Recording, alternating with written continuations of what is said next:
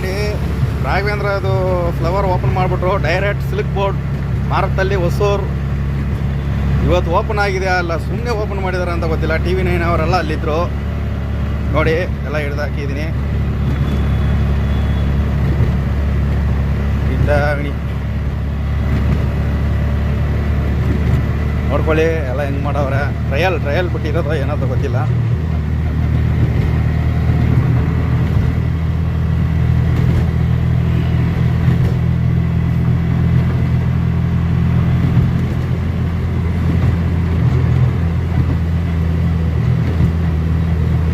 ನೋಡ್ಕೊಳ್ಳಿ ಎಲ್ಲ